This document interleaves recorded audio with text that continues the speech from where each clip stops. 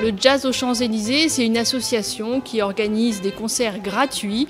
Tous les concerts seront gratuits, l'exposition sera gratuite, les conférences sont gratuites pour qu'il y ait une animation culturelle pendant la période d'été à Saint-Quentin. Donc il y aura 4 concerts, 2 concerts au mois de juillet, 2 concerts au mois d'août. D'habitude, il y avait un concert au mois de septembre. Là, il y aura une exposition et une conférence et un concert au mois de novembre. On ouvre la saison à partir du 9 juillet avec un brass band qui a été créé par le trompettiste Hippolyte Lefebvre, la Nola French Connection.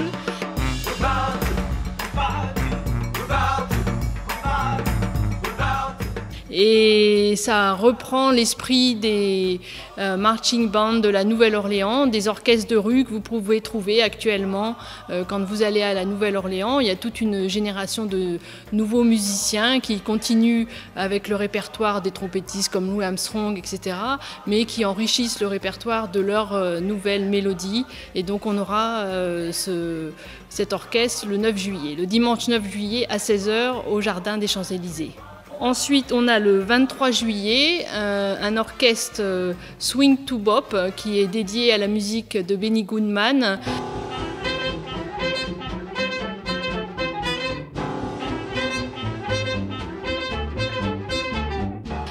Qui a été créé par un jeune guitariste colombien qui habite à Paris et qui s'entoure d'un musicien qui est venu régulièrement à Saint-Quentin qui s'appelle Michel Bonnet, le trompettiste Michel Bonnet, et les autres musiciens sont de jeunes musiciens de la période, on va dire, du style swing qui habitent Paris et donc ils sont très contents de venir le dimanche 26 juillet à Saint-Quentin.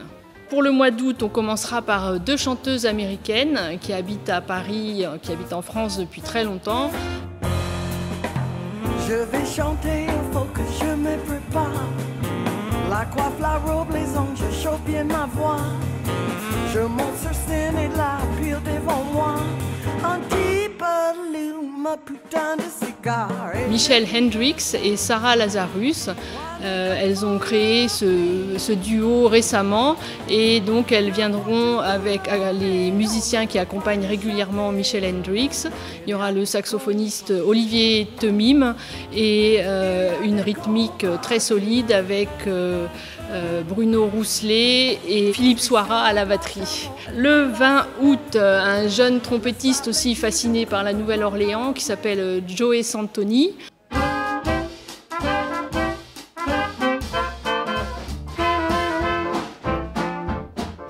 Qui nous vient de Corse et qui est aussi installé à Paris depuis quelques années et qui a monté un jeune groupe de musique période swing, jazz classique qui s'appelle le Rhythm and Club. Et exceptionnellement, au mois de septembre, il y aura une exposition sur l'histoire de la batterie. C'est Philippe Nas, le batteur Philippe Nas, un batteur et passionné de batterie qui collectionne des batteries, qui va venir présenter cette exposition qu'il avait présentée au musée des musiques populaires à Montluçon et qui viendra également faire une conférence le dimanche 10 septembre à 16 h au Conservatoire.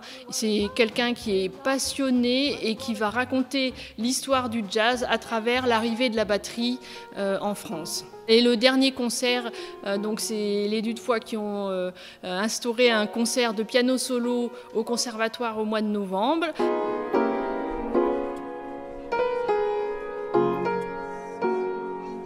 Donc ce concert aura lieu le 12 novembre à 16 h au Conservatoire et c'est Jean-Baptiste Franc, premier pianiste français à gagner un concours international de piano stride aux États-Unis, donc champion du monde de piano stride, qui viendra le 12 novembre. Tous les concerts seront gratuits, l'exposition sera gratuite, les conférences sont gratuites pour qu'il y ait une animation culturelle pendant la période d'été à Saint-Quentin.